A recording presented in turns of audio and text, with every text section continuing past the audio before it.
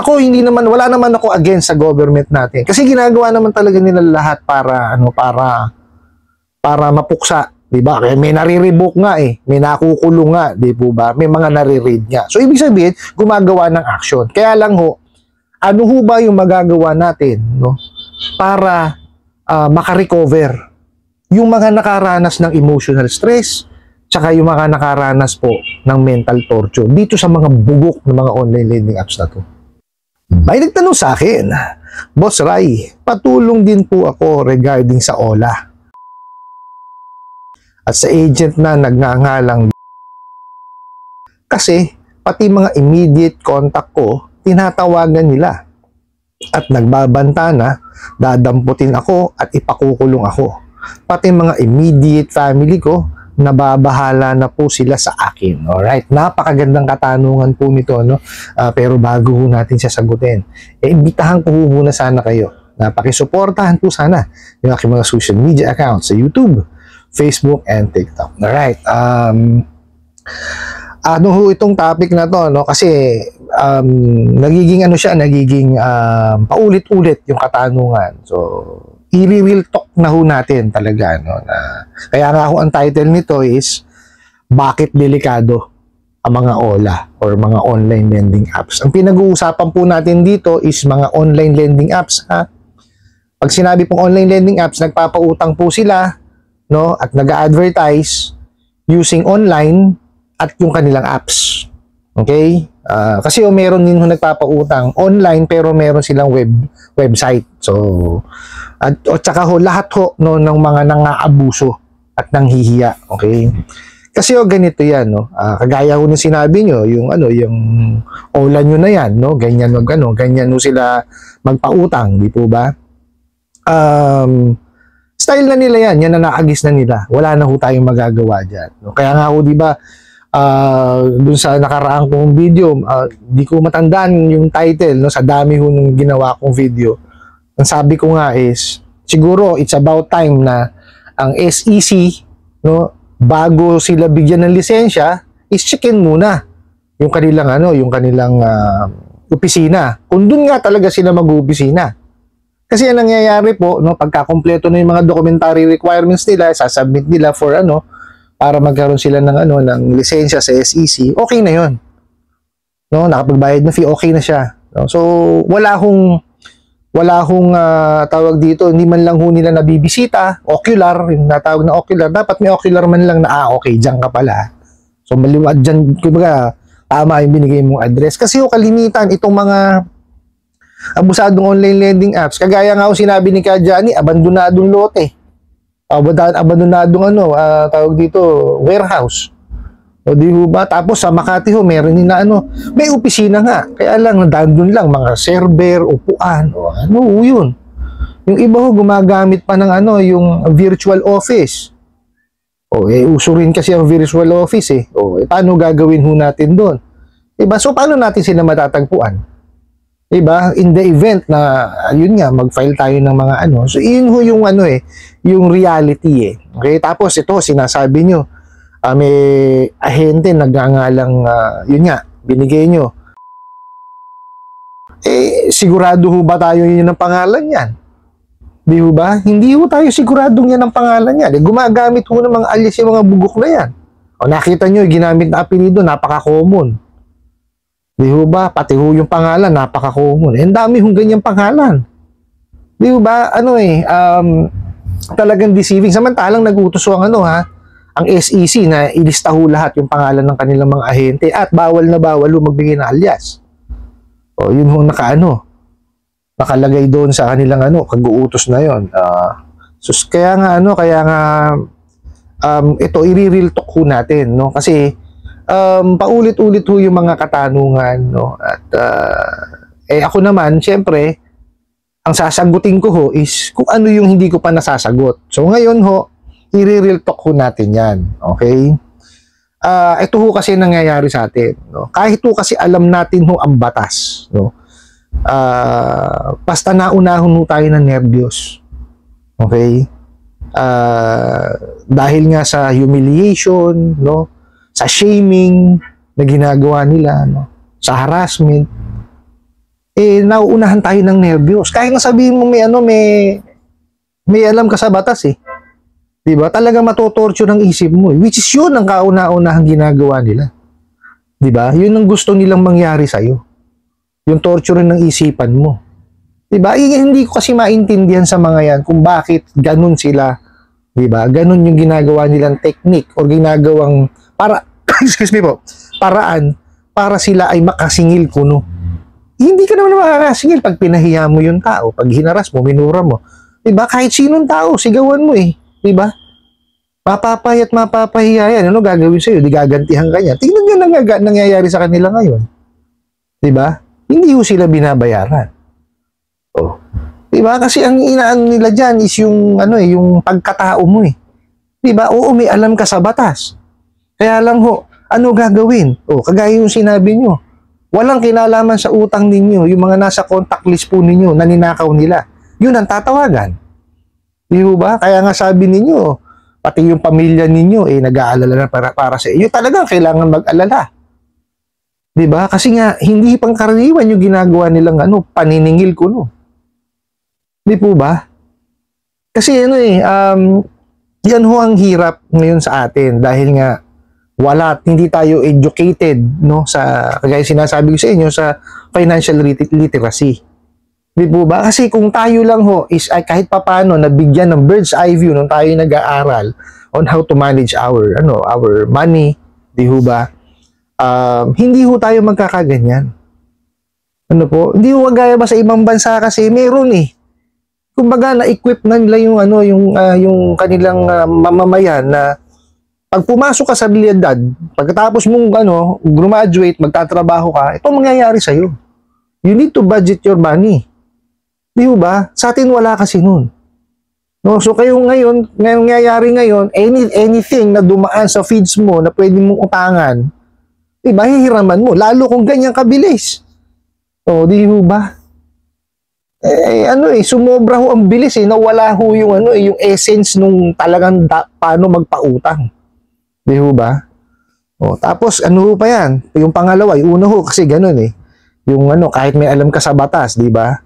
Tapos yung pangalawa, kahit sino ho po pwede talaga mabiktima. May kakilala ho ako, doktor, at lalo na ho abogado pa. Di ho ba? Kasi pag dumating ho yung punto, no? Kasi aminin na ho natin, lahat ho tayo dumadaan sa pangangailangan. Di ho ba? Nangangailangan tayong pera. O, so ngayon, pagka dumaan ho sa feeds natin yan, nataon ho, kailangan natin ng pera, papatulan natin yan. Di ba? Yun ho ang ginagawa nitong mga to. No? Ang tinatarget nila is yung mga may pangangailangan ng pera na mabilisan. Di ba? Magdakin nyo ho yun, abogado, doktor, negosyante. Oh, lahat ho yan, no? Mabibiktima niyan. Wala hong sinisino yung mga bugok na yan. Kalain nyo ho yun? Di ho ba? Kasi ho, yun nga, kagaya sinabi ko sa inyo, kasi wala ho naman tayo kasing, kumbaga, armas regarding sa kanila na, yun nga, kahit papaano, meron saan tayong subject man lang na financial literacy. Di ba? During nung nag-aaral tayo. Kahit siguro high school. During high school time, matutunan natin yun. Kasi importante yun eh. Di ho ba? Maski naman nag-aaral tayo, kailangan i-budget natin yung baon natin eh, di po ba? Kasi ako, nung panahon ko, nung nag-aaral ako, binibigay na sa akin ng magulang ko yung baon ko pang 1 linggo. So ako kailangan mag-budget nun. Di ba? Paano kung mataong nga, nadaan ka sa burgeran, o di ba, dumating yung mga kabarkada mo, di ba? Buti na lang talaga ako nun, talagang kuripot ako, tsaka pinangninegosyo ko pa yung baong ko. Pinakikita ko pa siya. Kasi nga alam ko na mahirap ang buhay. Diba? Alam kong talagang dugot pawis ang pinanggagalingan ng baon namin. No? Buti na lang sumaksak sa isip ko yung gano'n. Paano yung iba? Di po ba? Kaya importante yan na magkaroon tayo ng subject man lang sa eskwelahan, yung financial literacy. Di po ba? Para at least equip ka na paglabas mo, doon ka na sa reality, tatrabaho ka, at least meron kang alam kahit papaano, di po ba? Tapos pagka yung pangatlo dyan, no, sa real talk natin is, Pagka ho kayo naharas na nasamantala na itong mga bugok na to, no? Wag ho kayo manghihingi ng kumbaga wag kayong mangingimi na manghingi ng tulong sa mga mahal nyo sa buhay. Importante ho na mayroon sa inyo, yung tutulong at gagabay. Hindi nyo kaya mag-isa yan. Kasi yung mental torture, no, na ibidudulot ng mga bugok na yan, no, grabe. Di ho ba? Iba ho yung mental torture, emotional stress. Yun ho ang napakahirap gamutin. Kaya importante na meron ho kayo nakakausap. Miyembro ho ng pamilya ninyo, kaibigan po ninyo, no? Kahit sino po, dapat malabasan nyo, mahingahan nyo. Kasi pag hindi nyo ginawa yan, sabi nga sa inyo, iba ho yung mental torture na ginagawa nila. Tsaka yung emotional stress. Yung dalawa ho na yun, napakahirap nung labanan. Marami hong sumusuko pagka yun na ho ang dinanas. No? Kaya ho, pagka kayo nakaranas ng ganyan, maghanap po kayo ng tao na pagkakatiwalaan nyo po. No? Para mahingahan nyo, masabihan nyo. Importante ho yan. No, hindi kasi alam itong mga bugok na abusadong online lending apps na to kung ano yung ginagawa nila sa inyo. Akala nila, ang angas-angas nila pagka nakapanakot sila, nakapangharas sila, nakapang-stress sila. Diba? Yan ang masama sa mga ginagawa yung mga bugok na yan. Okay po? Tapos yung pang-apat, kagaya ho sinabi ko kanina, pinabilis masyado yung pagpapautang. No? Wala naman ng problema. Hanga nga ako dun sa ginawa nila. No? Kasi napabilis nila. Kaya lang ho, kumbaga, maraming steps ang nalampasan. Wala naman ng problema kung maghihingi ka ng ID. O sige, kasi kailangan mo yun Proof of identity yun Di ba? Pero, paano mo malalaman kung yung tao na yun may kakayanan magbayad kung hindi ka manghihingi ng proof of income? Di ba? Kaya tuloy tingnan nyo. Estudyante, nakakapangutang. O, walang trabaho, nakakapangutang. Di ba? Sus Mariusip. Kagaya yung sinabi ko kanina, wala ho tayong financial literacy. O, natural yan, pag dumaan sa feeds yan, ay pwede pala mag-apply, ID lang. O, di syempre, susubukan. O, likas ho tayong mga Pilipino na na curious. O, di susubukan.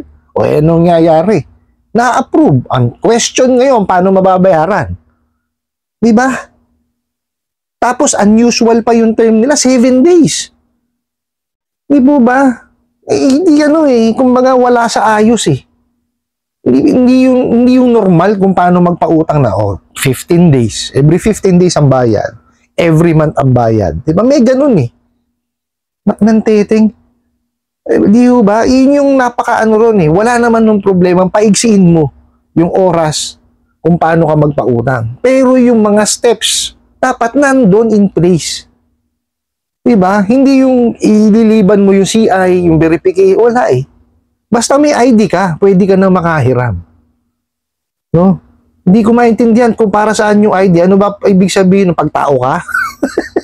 Ano ka mang kamote? Paano doon sa ibang bansa, may ID rin ng mga pets. O so, ibig sabihin, pwede rin pautangin yun? Hindi ko maintindihan kung anong klaseng utak meron itong mga abusadong online lending apps na to Di ba? Okay, ngayon ito yung pinakamalaking tanong. Nakakatulong po ba yung mga raid, yung pag-revoke, no? At saka yung pagka yung nalaman natin may nakukulong. Di po ba? Yes, at sa simula, nakakagaan ng loob.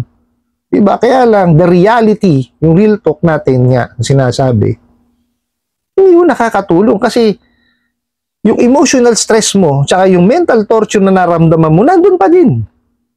Diba?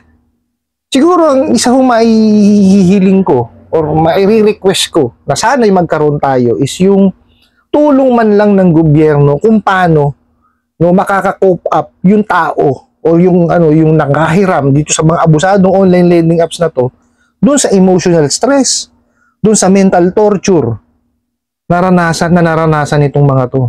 Diba? Yun kasi ang mahirap gamutin Di po ba? O sige, nandun na tayo, na-revoke mo. Kaya lang ang problema, nag-ooperate pa yung mga bugok Diba? O sige, let's say, napakulong mo, ilang araw?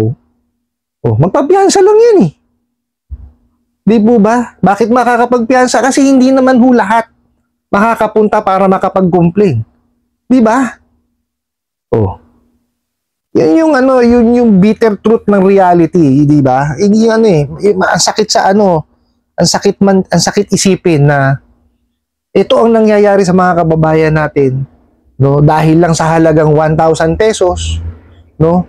Yung emotional stress, yung mental torture nararanasan nila. Di po ba?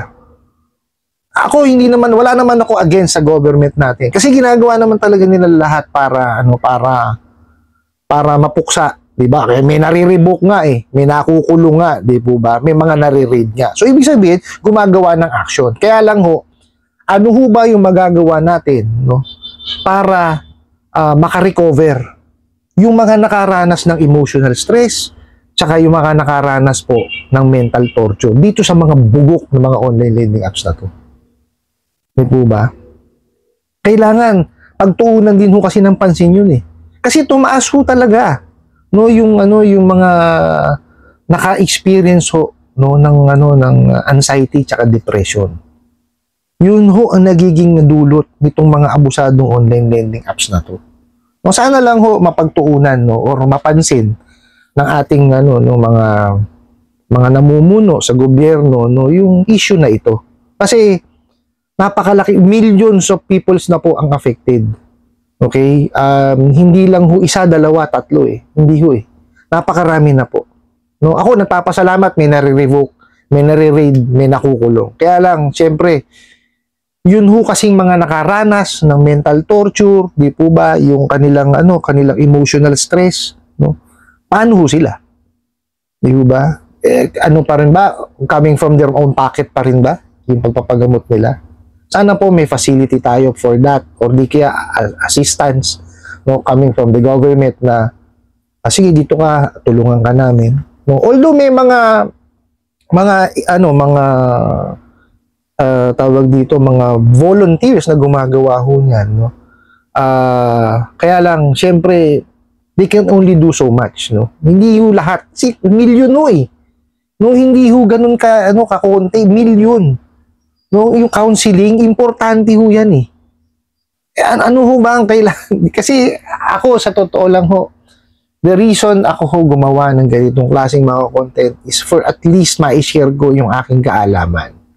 No, mabigyan ko ng kahit papano pag-asa yung mga nakakaramdam ng mga mental torture, emotional stress na yan. No, kaya lang I can do only so much. No, I have a day job, may trabaho po ako. Pagdating ko ng bahay, tsaka pa lang ako magbabasa kung ano sa tingin ko yung dapat kong sagutin, yung nasasagutin ko. No? And hindi naman ganun kalaki ang reach ko. Di po ba? Real talk din yan na hindi ako ganun hindi ganun kalawak yung na-reach ko. No? Buti na lang may mga kakilala ko na nagsishare, okay? At meron din mga ibang mga content creator ako nakilala na ang adhikain din is tumulong. Okay? So, sana lang meron tayong yung sa mga opisyal natin sa gobyerno, no, na kahit papaano po mabigyan ng or mapagtuunan ng pansin, no, kung ano ba yung excuse me po, yung po pwede nilang maitulong dun sa mga naabuso. Okay? Hindi lang mag-focus dun sa ma-raid yan, yung ma-revoke yan, yung mahuli yan. Hindi dapat kahit papaano mabigyan din ng pansin. No, yung after the fact, yung nangyari dun sa tao or dun sa kliyente ng mga abusadong online lending apps. No, kasi yung mental torture tsaka emotional stress, napakahirap i-cope up niyan. Yun lang siguro baka sakali kahit papaano mabigyan ng pansin ng ating gobyerno. I hope nasagot ko po itong katanungan na to at sana po yung makatulong. Maraming salamat po sa inyong walang sawang pagsuporta at panonood sa aking mga videos. Maraming salamat po sa inyong pag-like, pag-share, pag-comment at pagtatanong. And kunin ko na rin po itong opportunity na to na imbitahan po sana kayo na pakisuportahan po sana yung aking mga social media accounts sa YouTube, Facebook, and TikTok. Hanggang sa muli po, yun lang.